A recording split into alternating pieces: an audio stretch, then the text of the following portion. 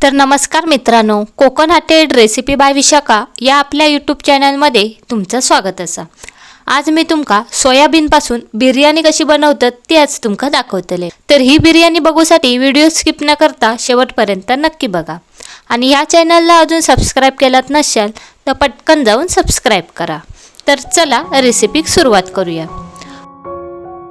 मी 150 ग्राम soybean घेतलंय, ते मी अर्धा तास पाण्यात भिजत ठेवलेलं आहे। आता ह्या सोयाबीन मधलं मी पाणी काढून घेतलंय। आता त्याच्यात मी मसाले टाकून घेतोय।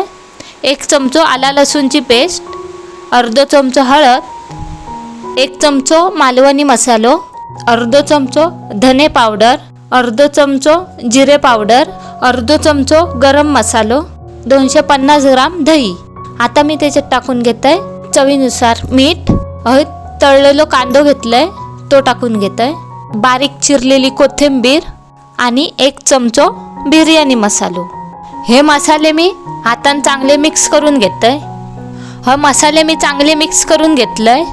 आता या सोयाबीनवर ताटली मारून 1 तास मॅरिनेट करत ठेवून देऊया। आता मी एक कढई ठेवले चुलीवर, त्याच्यात मी 4 चमचे तेल ओतून घेतोय। आता तेल चांगलं गरम झाल्यावर ह्याच्यात मी खडे मसाले टाकून घेते।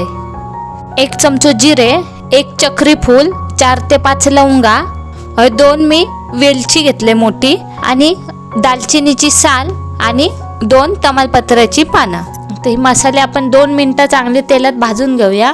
मी ह्याच्यात 2 मोठे बारीक चिरलेलो कांदो टाकून घेतोय आणि 2 मोठे बारीक चिरलेलो टोमॅटो। आता हे कांदो आणि टोमॅटो चांगलं आपण मिक्स करून घेऊया। तुम्ही हे कांदो आणि टोमॅटोची पेस्ट करून ओतलात ना तरी चालत। आता हे कांदो चांगलं मिक्स करून 4 ते 5 मिनिटं हे कांदो शिजून घेऊया। कांदो हे चांगलं शिजला। आता त्याच्यात मी 1 चमचा आला लसूणची पेस्ट टाकून घेतोय आणि हे कांदो परत एकदा मिक्स करून घेते। ही आला लसूणची पेस्ट ना कांदो आणि टोमॅटो शिजून झाल्यावरच टाकायची। जर तुम्ही आधी टाकलात तर ही आला लसूणची पेस्ट खाली करापता, म्हणून ही नंतर टाकायची। आता मी त्याच्यात मॅरिनेट करत ठेवलेले सोयाबीन टाकून घेते। जेवढा वेळ तुम्ही हे सोयाबीन मॅरिनेट करत ठेवशा तेवढी बिर्याणी चांगली लागतली। आता हे आपण चांगलं मिक्स करून घेऊया। आता हे सोयाबीन आपण 7 ते 8 मिनिटं शिजून घेऊया। जर तुमची ग्रेव्ही घट्ट असेल तर तुम्ही 1 पेलाभर पाणी ओतून हे सोयाबीन तुम्ही शिजवलात तरी चालत। आता हे बघा, हे सोयाबीन मी चांगले 7 ते 8 मिनिटं शिजून घेतलंय आणि ग्रेव्ही पण हा बघा। आता मी ह्याच्यात शिजवलेलं भात टाकून घेते। मी पाव किलो तांदूळ घेतलेलं आहे। आता हे भात आपण चांगलं मिक्स करून घेऊया। बघा, भात चांगलं मिक्स करून घेतलंय मी।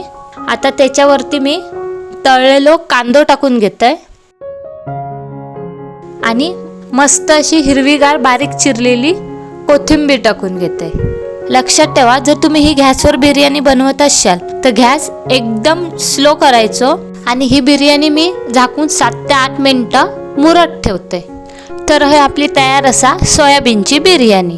तर ही बिर्याणी तुमका कशी वाटली तर कमेंट करून नक्की सांगा। आणि हा व्हिडिओ तुमका आवडला असेल तर व्हिडिओक लाईक करा, शेअर करा, कमेंट करा आणि कोकण हाटेड रेसिपी बाय विशाखा या चॅनलला सबस्क्राइब करूक विसरू नका। परत भेटूया एका नवीन रेसिपीमध्ये। बाय।